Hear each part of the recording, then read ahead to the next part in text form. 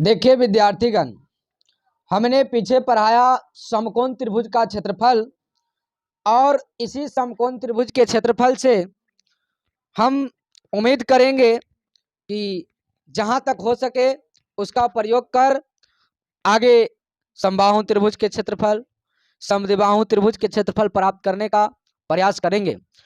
कुछ ऐसे भी क्षेत्रफल होते हैं जिसे हीरोन के सूत्र से प्राप्त किया जाता है, उसको भी आगे पढ़ने का प्रयास करेंगे।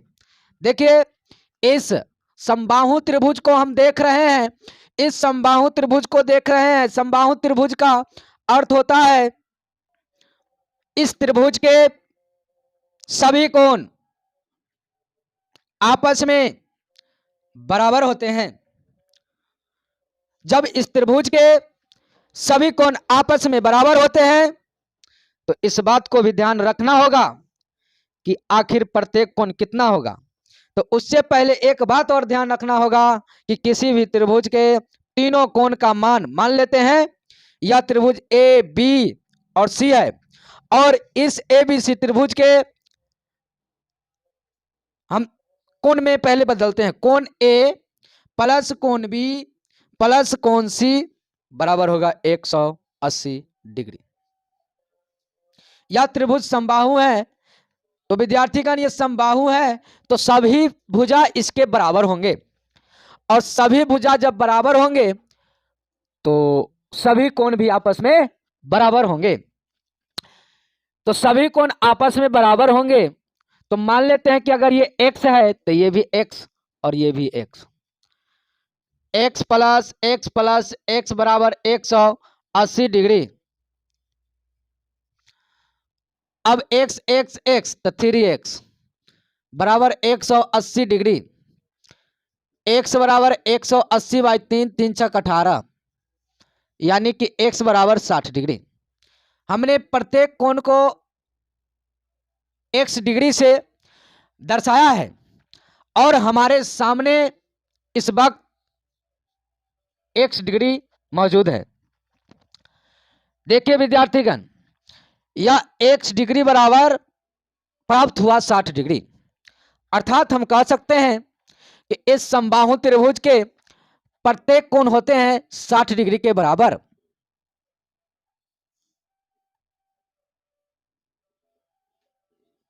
देखिए, प्रत्येक कोण होते हैं 60 डिग्री के बराबर।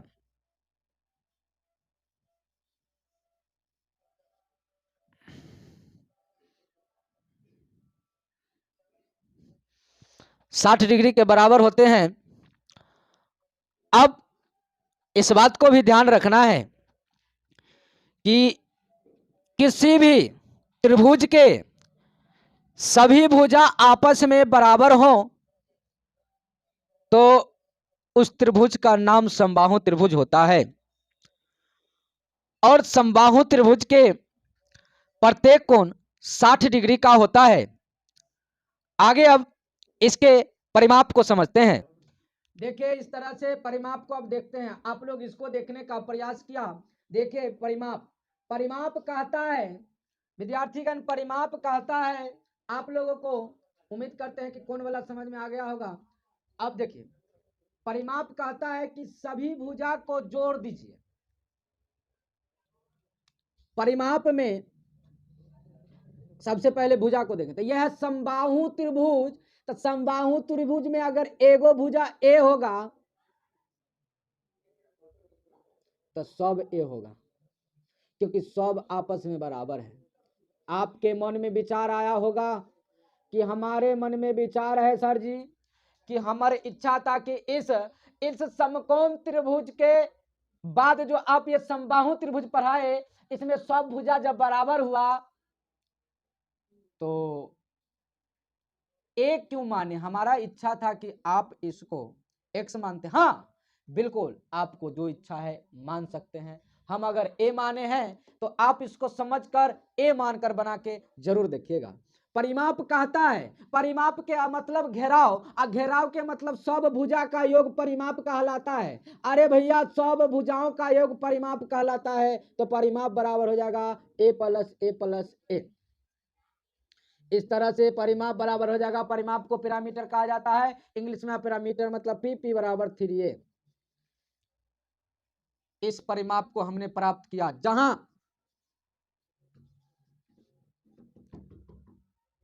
जहां ए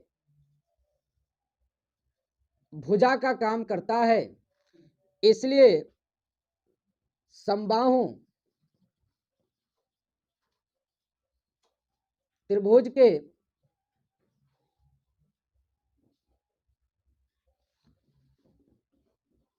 परिमाप बराबर हो जाएगा 3a, यानी 3 गुने ए के जगह पर लिख सकते हैं भुजा।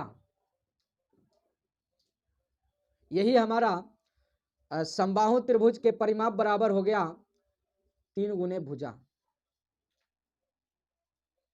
आइए अब आगे बढ़ते हैं क्वेश्चन की तरफ। जैसे कोई समबाहु त्रिभुज है, मान लेते हैं किसी समबाहु त्रिभुज के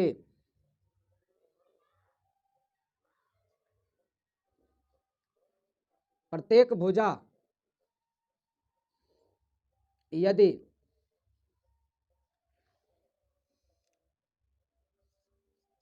6 सेंटीमीटर है तो त्रिभुज के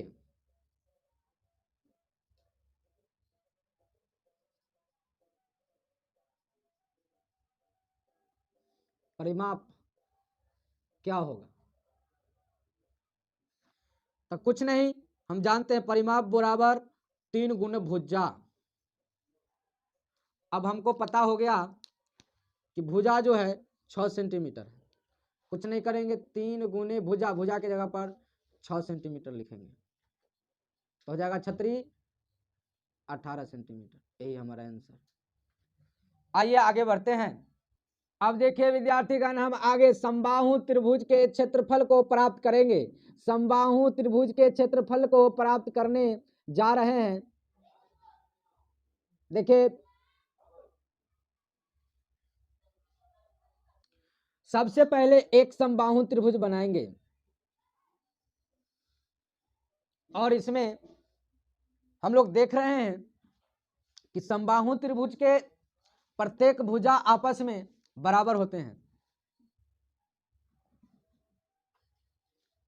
ए बी सी,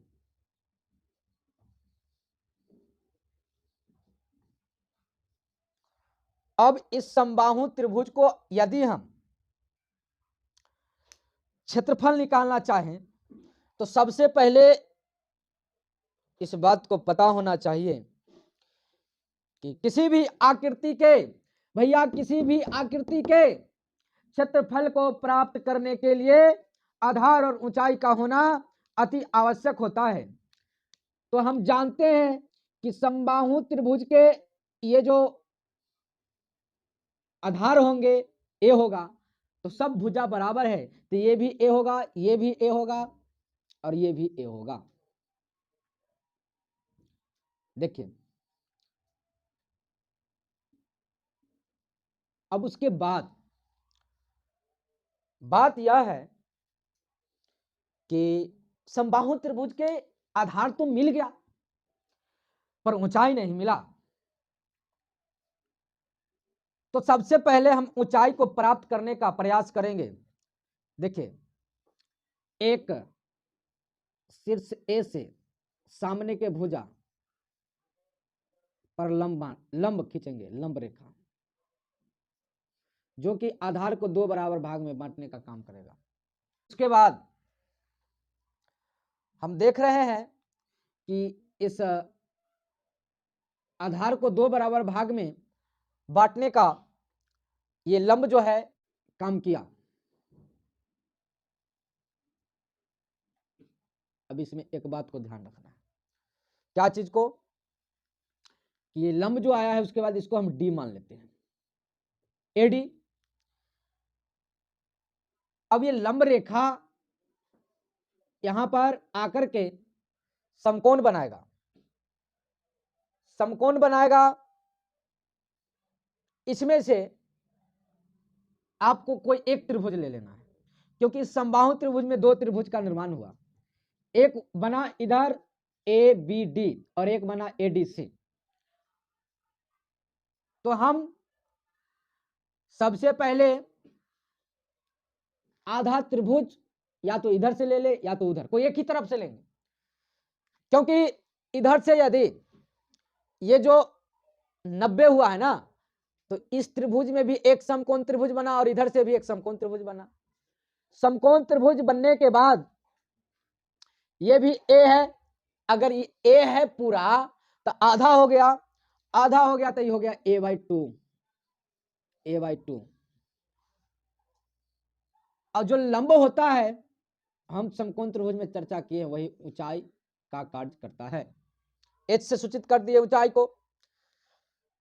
तो कोई एक त्रिभुज को ले लेते हैं। अगर हम इधर वाले त्रिभुज से लेकर बनाएंगे तो समझने के बाद आप लोग उधर वाला से बनाइए, सेम आएगा। ऊंचाई एक के को यही निकालना है, तो इधर से निकालिएगा तो ये उतने आएगा और उधर से निकालिएगा तो ये उतने आएगा। अब हम इसमें से हम एक त्रिभुज को हटा लेते हैं ताकि ज्यादा समझ में आएगा। तो हटाते हैं, देखिए हटा रहे हैं, ये a/2 हुआ, ये भी समझ में आ रहा है, हटा रहे हैं। कोई एक इधर से हटा लेते हैं, हटा लिए, ओ इस तरह से एक त्रिभुज आया। इसमें उम्मीद करते हैं कि आप लोगों को समझ में आता होगा कि किसी भी त्रिभुज के एक कोण 90 डिग्री हो तो समकोण होता है और समकोण के सामने वाला कर्ण होता है। कैसे सूचित कर दिए?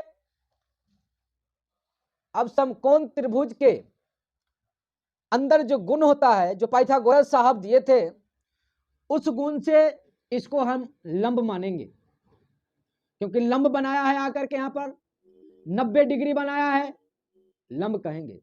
लंब ऊंचाई होता है और जो बचा भुजा अर्थात जिस पर त्रिभुज टिका हुआ है आधार होगा।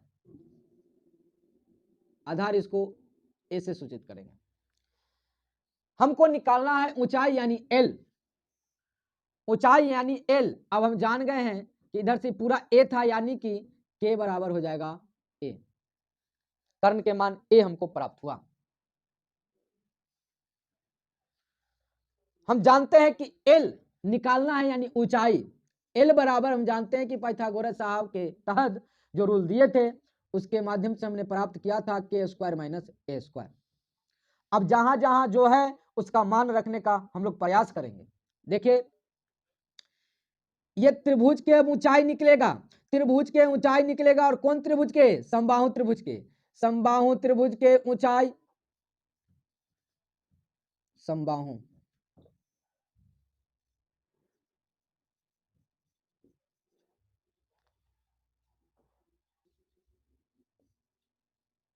समबाहु त्रिभुज के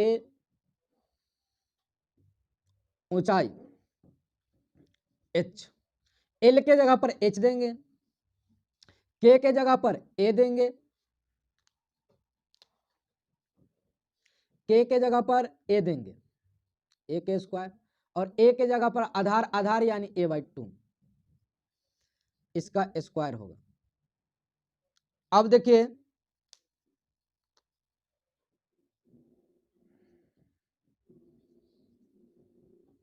h बराबर होगा a²/1 माइनस a²/4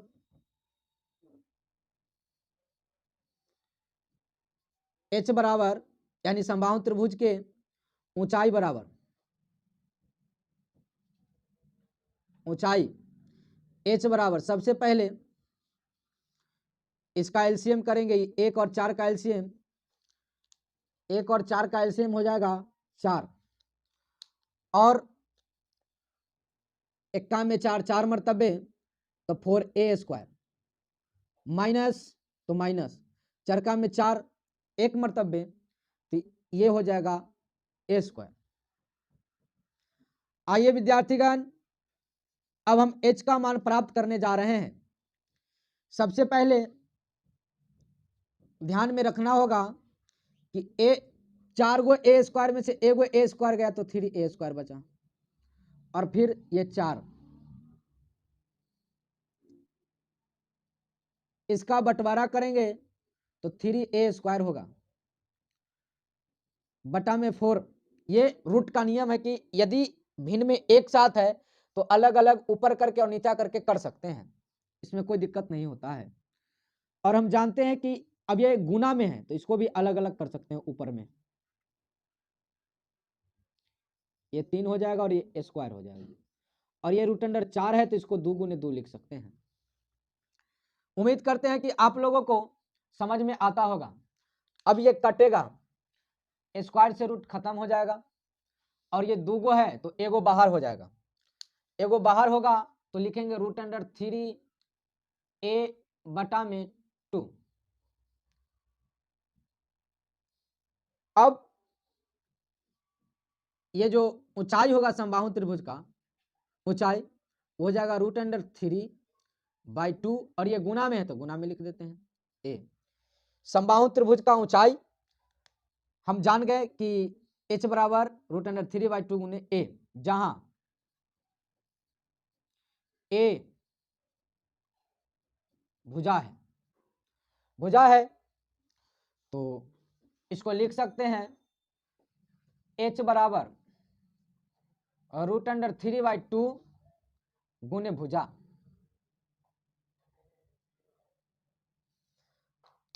अब यही हमारा ऊंचाई हुआ, समबाहु त्रिभुज की ऊंचाई। अब ये त्रिभुज है, इसको आप पूरा कर दीजिए।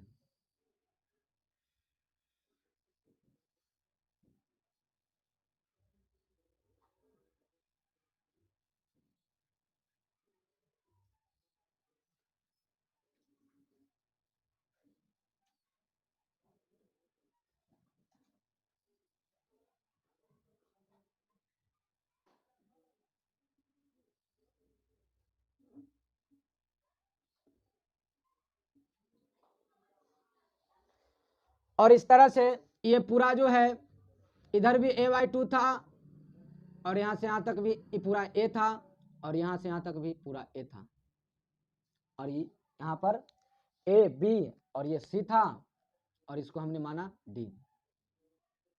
इस तरह से हमें समबाहु त्रिभुज के ऊंचाई प्राप्त हुआ।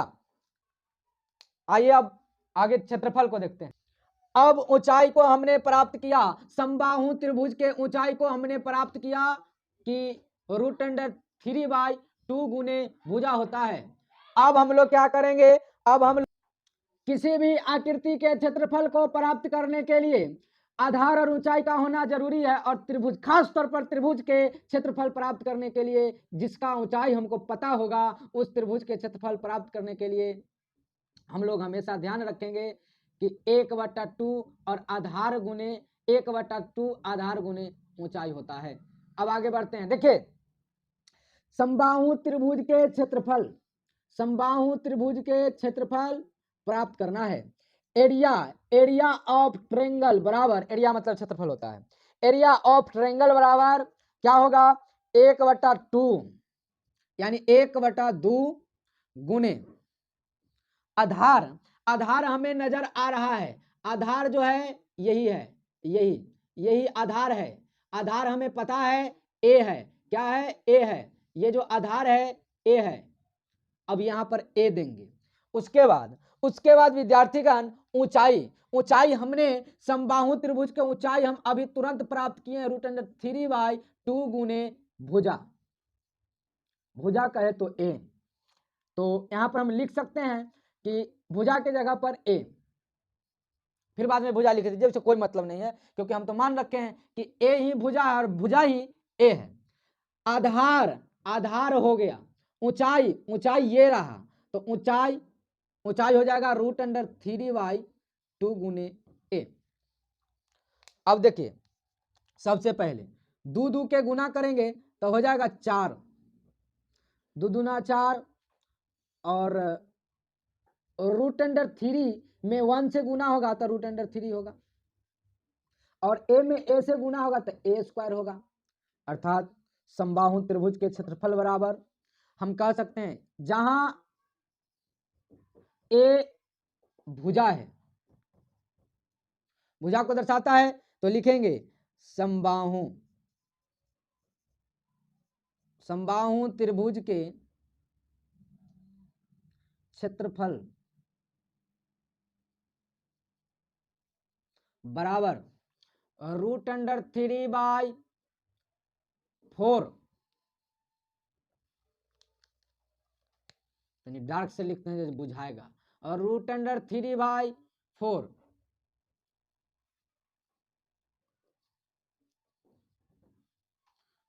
और √3/4 गुने a² है, तो a के जगह पर भुजा लिखेंगे तो भुजा का स्क्वायर। यही हमारा समबाहु त्रिभुज का क्षेत्रफल होगा।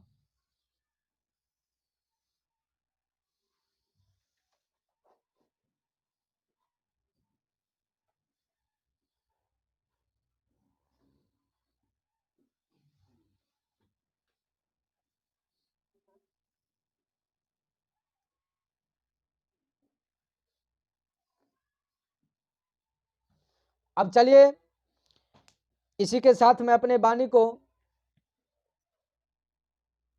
इसी तरह ये समबाहु त्रिभुज का क्षेत्रफल हुआ, और इसी के साथ मैं अपने वाणी को विराम देता हूं। जय हिंद।